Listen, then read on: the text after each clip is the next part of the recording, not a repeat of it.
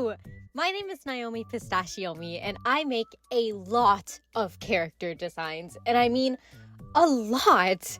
So you can just imagine my shock, my absolute surprise when I started writing this news story and multiple characters, not a single design. No ideas, none at all. But thankfully, a few months ago, this awesome YouTuber named Emma Artley posted something called the Pinterest OC Challenge, where for each search term, the first image you pop up is the reference you are going to be using to create your character design. So, like, to pick out the character's skin tone, you just go into Pinterest, search up skin tone, and the first thing that pops up, that's the character's skin tone. Same thing with body type, hair, outfits. You simply just put in the year that the story takes place, and then the character's gender, and then put outfit, or hair, or clothes, or shoes after it. And it will basically pick out a design for you. Does that make sense? I hope that makes sense. She definitely explained it a lot better in her video, so if you haven't already, please go watch that video. I will link it in the iCard right now. But without further ado, let me introduce to you my favorite story at the moment, and I have named it Time Capsule.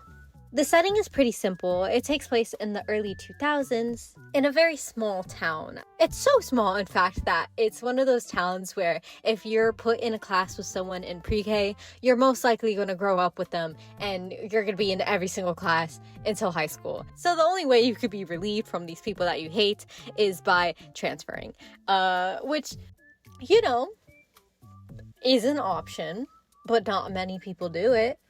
In this hypothetical comic book, it would start off on the last day of middle school. And this is when the students are assigned to make their own personal time capsule. They're assigned to put in their favorite colors, a letter to themselves, maybe a doll that they love, a game that they love, pictures with their friends. All things that make their middle school selves them. And then what the school does is that they keep these time capsules and put them away. And then on the last day of school, or I guess graduation, the time capsules are given out to each and every student. And they will be left to think about all the cringy things they wrote and how their life has changed in the past few years. And the story takes place between these two plot points. So we get a set of characters and we watch them grow and change as the time goes on. But since there are going to be so many designs because it's over 5 years of character development, in this video particularly, I am going to be designing the characters in the older years. Like, I imagine maybe it's junior turning into sophomore, turning into senior year. But anyways, let's get into our main character of this story, or at least one of the main characters, Ronnie. These are the photos that the Pinterest gods have assigned me, and oh my gosh, thank you. Thank you. Although I didn't have a clear picture as to what Ronnie would look like, this is the vibe that I was trying to encapsulate with the character. So I'm glad that me and Pinterest are just on the same brain cell, on the same mind frame. Brainwave. That's the word I'm looking for. So they understand what I'm trying to go for, and I love it. Thank you. Okay. Honestly, I think Ronnie is my favorite character in this story simply because to their core, they are a hater, dude. Like, they are very judgmental and often make assumptions about other people that just aren't true, but they decide these things are true in their head because of what they wear. I think that this is because they were treated that way when they were younger. So now they just do that to other people and they don't know that's what they're doing, but that is definitely what they're doing. And you know, I love the trope where characters become exactly the thing they hate. I think it's great. Every time I see a media with that trope, I'm sitting there with a fork and a knife and I'm waiting for my next plate. Like with Ronnie, it's assumptions now, ask later. Oh, and I forgot to mention that Ronnie actually works at a Blockbuster. Even though this is like their first job as a teenager, they don't hate it. Don't get me wrong, is the management good at their Blockbuster? No. Are the customers very nice to Ronnie? No. Are they allowed to get free stuff? Absolutely not. The boss wouldn't even give them an employee discount, even though they've been working there for years. But Ronnie loves it here. They love the fact that there's free AC, and they love the fact that people are predictable. They're the type of person to always judge someone based on what they wear, and to Ronnie, they always judge correctly. Like their boss, he wears a tux and a tie even though they work at a retail store. He is always huffing and puffing about how the sales could be better and blaming it on Ronnie for not being as, welcoming. Which isn't completely incorrect. I mean, Ronnie cares, yes, but they're not very good at showing it. They are very awkward. Like, very awkward. And it isn't an insecurity thing. Like, Ronnie likes themselves and they like the things that they like. And they know that they're not everyone's cup of tea, but they don't see what's the point of being nice to the people that are just gonna judge them anyways. I mean, if we're both being honest with each other, Ronnie only really got this job to get out of their houses. Ronnie's parents are divorced and they live with their father most of the time, but at times he usually leaves Ronnie to take care of their younger sibling. And Ronnie doesn't like this. When Ronnie was their younger sister's age, they would stay at home alone. So they don't understand why their sister is getting this coddling that they didn't get at a younger age. And they don't want to go to their mom's house because their mom is very interesting. I mean, at least with their boss at Blockbuster, they know that when they see their boss, they're probably going to get yelled at. With their mom, they will spend the time with their mom and everything will seem fine in 1 second. And then the next second, their mom is yelling at them. They don't understand. They don't get it. They don't understand why. So they just don't like going over there. Ronnie isn't as apathetic as they may seem. They're actually a very passionate person and love their friends. Like, they are that type of person that is a ride or die. Like, Nino could ask Ronnie to throw an egg at someone and they will do it in a heartbeat because Ronnie's the type of person that if their friends are loyal to them, they are loyal back tenfold. It's just really hard for Ronnie to get to that point in friendships because they just feel so disconnected from everyone. Ronnie is very obviously transgender, but it's very hard for Ronnie to express this because they can never put the words to their feelings. So they just end up feeling disconnected not only from themselves and their gender identity, but they feel very disconnected from other people and their peers who don't feel the same way to Ronnie. This is why I would say the only person that Ronnie feels really connected to is Nino, because Nino gets it. Did you say you brought a red ant farm with you? Sweet dreams, everyone. But I was seriously touched when Trent chose my necklace over the egg. Most guys would have gone for the win. Next up is Ronnie's best friend, Nino! Well, full name, Gionnino, but short name, nickname, Nino. Ronnie and Nino are very similar in the fact that they feel like other people don't see them. Like, when it comes to school, Nino is constantly looked down on. And it's mostly because of the things he enjoys. Like, he is a skateboarder. He dresses as such. And because of that, people think that he's stupid, or that he's untalented, or that he's really mean, or that maybe he even does drugs. And for the record, none of this is true. Like, yes, Nino doesn't really care for school, but that's not because he's stupid. Actually, it's quite the opposite. Everything comes very easy to Nino. Honestly, he feels like he's been learning the same things since like 8th grade. And because of that, he passes with flying colors when he's not even trying. He finishes homework assignments and class assignments and quizzes very quickly. And so the teachers will think that he's not taking school seriously. And that's not true, like, at all. Actually, he's kind of relying on the fact that he's going to get into a good college so that he can move away from his family. Nino doesn't have a bad family in a typical bad family way. They aren't mean to him or belittle him. And honestly, I could say that other people would see their family as very, very sweet. Like when Nino's sister does really well at cheerleading or wins a medal, they always make sure to celebrate and go to restaurants, and they will post it on Facebook and just praise her. But this hand isn't really extended to Nino. They definitely ignore Nino. Like, they know that he exists, but they do not put a lot of thought and effort into the things that Nino cares about or the things that Nino likes. Like, when he does something good, it's, oh, good job, son. And then they move on to the next topic.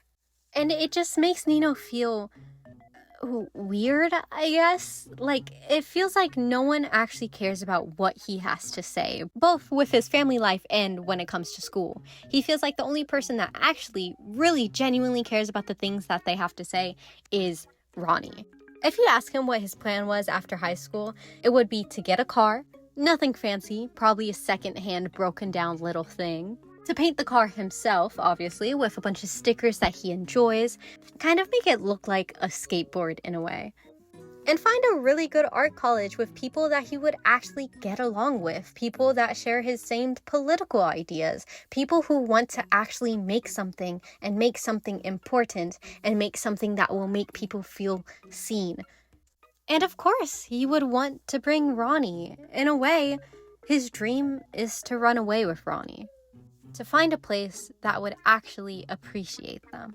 And this starts to become very unrealistic when Nino's sister, the cheerleading prodigy, gets hurt and injures her shoulder. And now his family, because they know he skateboards, are watching him like a hawk.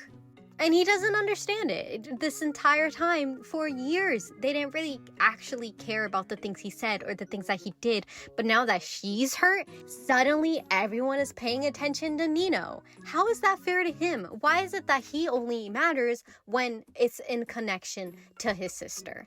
And it also becomes very unrealistic when Ronnie, who honestly has shared the same exact dream as Nino, starts to pull back. And he can't understand why. Einstein said time is relative, right? Maybe I'm not late. Maybe you guys are early. I want to do what you asked.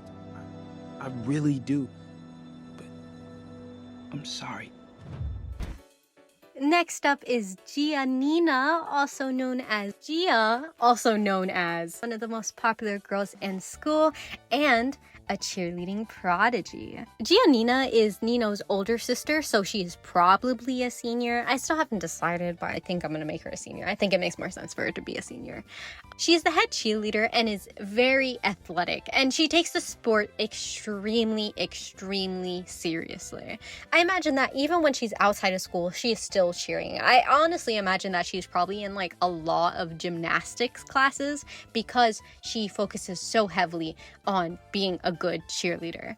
She's also dating the basketball team captain and is known for her infectious laugh. Gia is very popular. I mean, what is an early 2000s rom-com high school story if it isn't for the three popular girls? Think Heathers, or the Plastics. Think Cher, Dion, and Ty. You know, I've been calling them the Jewels, but I don't know if that's a good name. If you guys have a better name, please let me know down below, because I'm not exactly stuck on the idea of them being called the Jewels. Maybe I'll call them the Diamonds. I don't know. I don't know. Anyways, despite the fact that she is a popular girl, she is very, very nice. She always has a smile on her face and always tries to make people feel better about themselves. And she's very friendly, like I would say with everyone. But I don't imagine that she has many friends outside from her two friends and also Nino. Because yes, Gia actually adores Nino.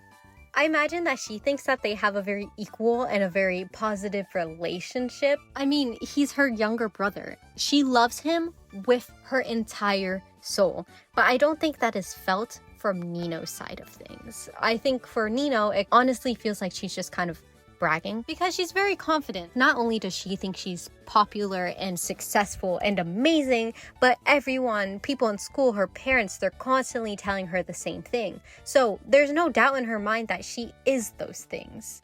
This is until she ends up getting injured in cheerleading practice. I imagine that this is her first time being injured, and especially this badly. Since she can't practice the way that she used to, she essentially gets put on the back burner, not only from her family, but from those at school. And it's when she's in this back burner, she starts to feel like a supporting role, a supporting character, someone that isn't as important as they think that they might be. And this is just pushed when she looks at her grades and sees that they're kind of mediocre. I mean, they're not bad, they're not great, they're just average. And she starts to think that maybe she's not as smart or as special as everyone has been telling her. Maybe they have been lying to her. And this just makes her bitter and mad, and it just spirals from there. Dude, this design was so hard to do. I mean, when I made her, I wanted her to look like the opposite to Nino. as opposite as I could though, since I am using the prompts that Pinterest gave me. So I'm kind of relying on the fact that Nino is supposed to be like a downturned angle and then she's supposed to be an upturned angle, if that makes sense. But it just wasn't working. This design looks so questionable. Honestly, I think she looks kind of bad. She feels too vintage, I guess. Like, she kind of looks like she is in the 80s. I don't know, it just didn't look very good. I think the Pinterest gods has failed me with this one. Next up in the trio is Sophella. Sophella is a people person. This girl knows exactly what to say and when to say it. And the one thing that she is very good at is setting people up. Sophella is famous for successfully setting up at least half the school's couples, and she loves doing it. Her favorite day is Valentine's Day. She loves cheesy rom-coms. She thinks love and everything that has to do with it is the point of living. And I don't mean just romantic love. I mean platonic love, familial love. She just loves showing her appreciation of others. And she just understands people so well. Like, people constantly, especially couples, go to her as a mediator to talk about their feelings, and she just finds a way to put their feelings into words to help other people understand where they're coming from.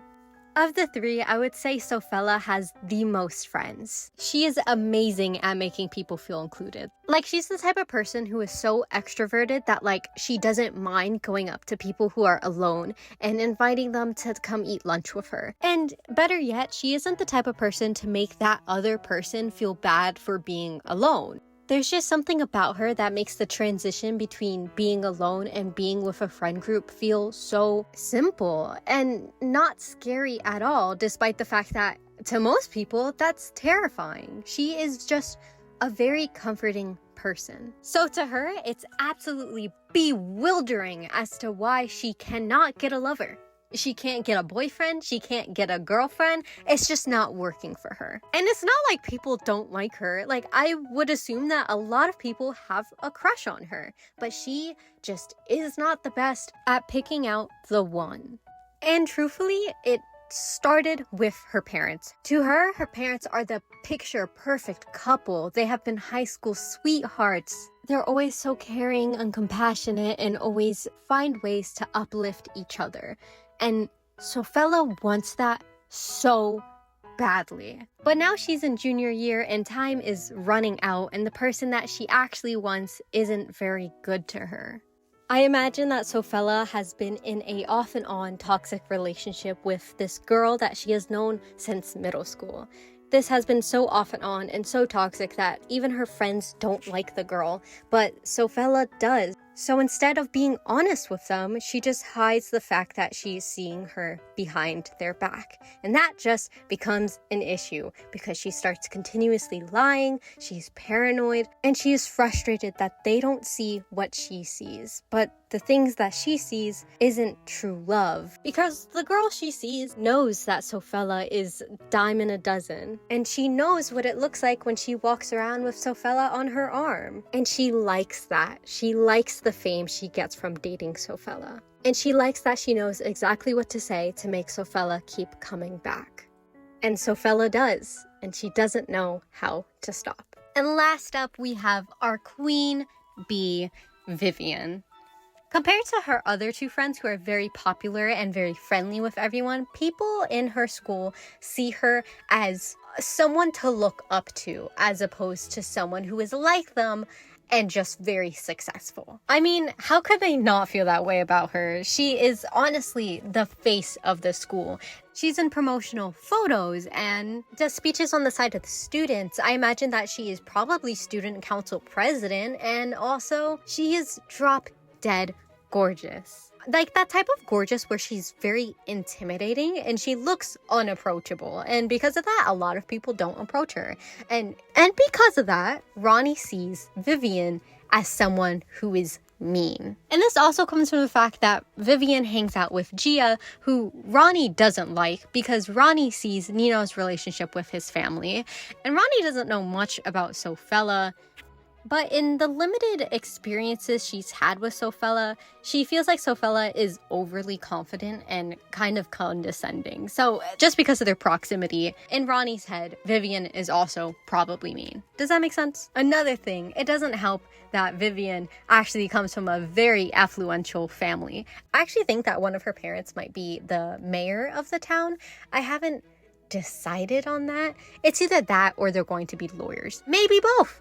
Maybe both. Either way, very popular, very influential, very rich people. So in a way, instead of being seen as a person, Vivienne is seen as a product, as a pretty face, as someone with money who can make freshmen and families see the high school as a good high school to go to. But despite this, despite the fact that they see her so highly, they also constantly look down on her. Like, I would imagine that Vivienne has worked as a mechanic under her uncle's supervision, of course, but she wants to do more. She wants to get actually properly licensed, and she wants to go into this as a career. But the teachers, the guidance counselors, the administration, the same people that look at Vivienne as someone who should be looked up to because of her family and because she is so pretty, are also the same people that assume she is not capable. They assume that she is dumb and constantly try to steer her towards like basic classes, despite the fact that she's not dumb. Hi, editor's note here. I just wanted to add in that being in basic classes doesn't make you stupid. Almost all my classes were basic classes. What I'm trying to say here is that Vivienne thinks that she can be in classes with advanced placement, but because they think that she is a nepo baby, they kind of just assume that she can't handle it because she's not as intelligent as she may seem. And they only think that she has good marks because of her connection to her family. And don't get me wrong, things don't come as easily to her as they do to Nino. Honestly, she has to work very hard to get a good grade, but she is willing to put in that effort. And people just don't see that, and it makes her so incredibly mad. I imagine that when she picks out her classes, her guidance counselors constantly suggest her to do people-oriented careers like teaching or modeling. They don't want her or don't think that she should take her passion for mechanics seriously. And Vivienne feels it. Like, she honestly feels frustrated at other people for treating her this way, but she's also frustrated with herself because she's just like, well, other people don't have a life that I have, so I shouldn't be surprised when other people bring up that fact. But she still can't help but feel undermined and ignored. It's an interesting dichotomy, and she can't comprehend it. And I imagine that throughout her story, she just slowly starts becoming more self-aware of the way she looks like. She starts to believe that she's only good for her looks. And because of that, that's her main stressor. She becomes so stressed over the idea of being perfect and looking perfect. And eventually, she starts to become so self-conscious or so stressed out about it. She starts experiencing stress-induced hair loss. And that tips her over the edge. If you think she wasn't super self-critical about her looks before, oh, now she's going off the deep end. And her family is so worried about her, but she doesn't want to talk to them. She doesn't want to talk about it because she doesn't want to seem like she is spoiled for the way that she is feeling. And because of that, a brick wall forms between them, and it's just really hard. Listen, I know this video is a very long video, I understand that. But at this point of creation, I realized that I don't really like the designs that I've been creating for the diamonds. They look very off to me. And I know that this whole video is about the challenge and that I should be sticking to the challenge. But at the same time, what use is a challenge if it isn't to help you create and it isn't to help you make something that you love? So at this time, I will be going back and redesigning them just a bit. Bear with me, bear with me. So let's finish up Vivienne, shall we? By far, Vivienne was definitely the hardest one to redesign because I had nothing to go off. I had no ideas for her, I didn't know what I wanted her shape to be, so what I had to do is I had to conference with Robin and then come back to the design. And together, we decided that she should be the color purple and the color diamonds because she's the leader of the jewels, the diamonds. So that just makes sense. Also, she's seen as valuable based on her status. That also is very similar to a diamond. And the purple was very obvious. Purple often means royalty or riches, so boom pow, purple she is. But one thing I overlooked just a little bit. When you take purple and you take diamonds, and you combine them together to make a design, sometimes, very often than not, that character will start to look like a certain My Little Pony character. And don't get me wrong, I love Rarity, but that's just not what I'm going for. And then she started looking like Starfire because I gave her orange hair, and oh, so much happened. I just had to scrap it. And because so much has happened, I feel like I've kind of blocked it all out of my memory. So instead of talking about that, I want to talk about Vivienne and Ronnie's relationship because I don't think I've touched on it very much. So let's do that. I really like the idea that they are kind of a rivals to lovers type situation. Like, Ronnie doesn't like Vivienne. Ronnie sees Vivienne as like this perfect girl. Like, she sees her as Regina George. So one day when Ronnie's father asks Ronnie to go take the car to the automotive shop and she sees Vivienne there. Vivienne? Queen Bee Vivienne, Miss Perfect Vivienne, Miss Representative of the School Vivienne, getting down and dirty in cars? This is a sight to see. And on top of that, when Vivienne sees Ronnie, Vivienne is just like, oh my god, don't tell anyone you saw me here. This is not a thing. You don't know who I am. So Ronnie knows that Vivienne has a sense of shame about it. Vivienne does not want Ronnie to tell anyone about this because Vivienne hasn't even told their best friends. So now Ronnie has dirt on Vivienne, and now Ronnie can pester Vivienne, and the rest is history. I like your ears. Mine? Mm-hmm.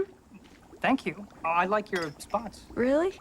I used to cover them up, but, you know. For Sophella, I kind of changed everything about her design. I think in her original, she was supposed to be a teardrop shape because she's like a very sad person. But then I was talking about it with Robin and they said that it makes so much more sense for her to be a heart shape and also the color blue because she's a matchmaker. Her entire thing is love. So boom, heart. And for a while I was like, well, then if she's a heart, she's probably should be pink, right? But I didn't want her to be pink because then she was gonna look like Romance from K-Pop Demon Hunter. And don't get me wrong, I really like K-Pop Demon Hunter, but I didn't want her to look like Romance. Robin was just like, well, she doesn't have to be pink. I mean, hearts aren't even stereotypically pink. They're kind of red. And if we're talking about actual hearts, they're like kind of purplish. But they brought up a good idea, and this is the fact that when it comes to love within herself and love within her personal relationships and like her romantic relationships, all it does is make her cry. So the hearts being blue just makes sense. Robin said it in a very, very poetic way, but I don't remember how they said it. So you're just gonna get the non-poetic way by me. I think she's honestly my favorite design. I think she looks so cute. You got this. Just act casual. No one needs to get hurt. Let's be sensible. Just go out there and tell them this is a place where humans live. I mentioned before that I really wanted each character to be based on a designated shape. And for Nino, it was like a down curved circle. And then for Nina, it was an upturned circle because they're opposites. And then I thought about it for like 2.5 seconds, and it makes more sense for Nino to be a circle and then Nina to be a triangle. I don't think I have to elaborate on that. It is just the opposite of curves are points. And also, Gia is very spunky and out there. So why would she be a circle? That doesn't make any sense. And honestly, when I envision Gia, I kind of envision big jorts. Like those jorts that are like capris and like they flare out. I don't know why.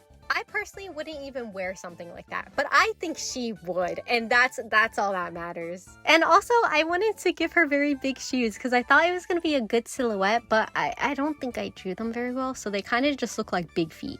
She kind of looks like she just has concrete slappers. It's fine though, it's fine. I actually went back a lot and changed a lot about her design. I remember I was actually going to give her very short hair. That was the idea for a very long time.